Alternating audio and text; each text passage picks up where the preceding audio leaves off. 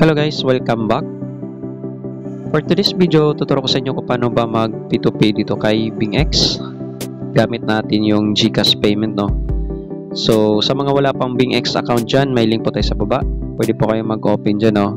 Kung bago ka pa lang sa aking channel, don't forget to like and subscribe.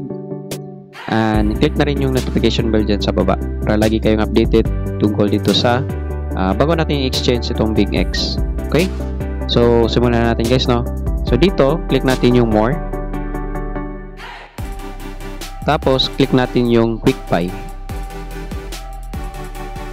Tapos, dito tayo sa P2P. So, yung gagamitin payment natin is GCash. Palitan natin yung all payments ng GCash.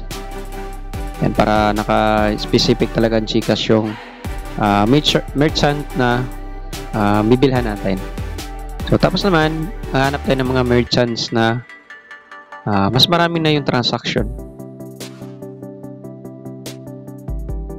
Ito mas marami, 1,000 plus na yung transaction niya. So, dito tayo bibili. So, click natin yung buy. Tapos, yung amount naman na magkano yung bilhin natin. So, pinalitan ko to ng, pwede ring by amount, so pwede ring value. So, gusto ko yung value. Maglagay tayo ng palitan natin ng USDT. So, 100 USDT yung bibilhin natin. Tapos, click natin yung buy. So, okay, check. GCash, buy. So, ayun na. So, yung GCash account niya, yan. Tignan natin dito. So, yan. Ito yung GCash account niya. No? Ito rin pangalan. So,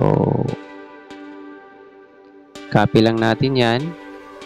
So, copy natin yung ano niya, GCash account niya. So, chat muna natin siya.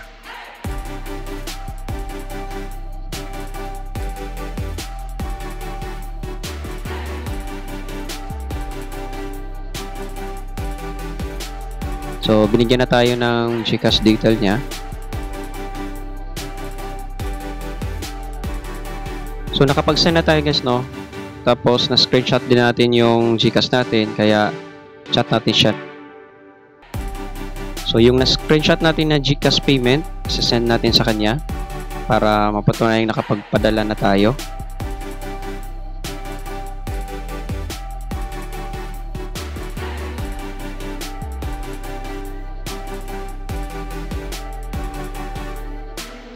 Okay, so kung makikita nyo guys, seller has released the asset. So, okay na, no? So, yan.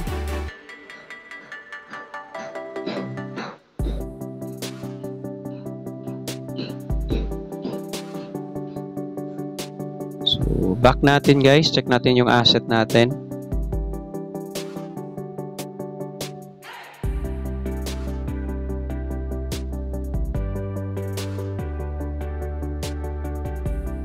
So, ayun na nga guys, naging 208.12 na yung asset natin, no?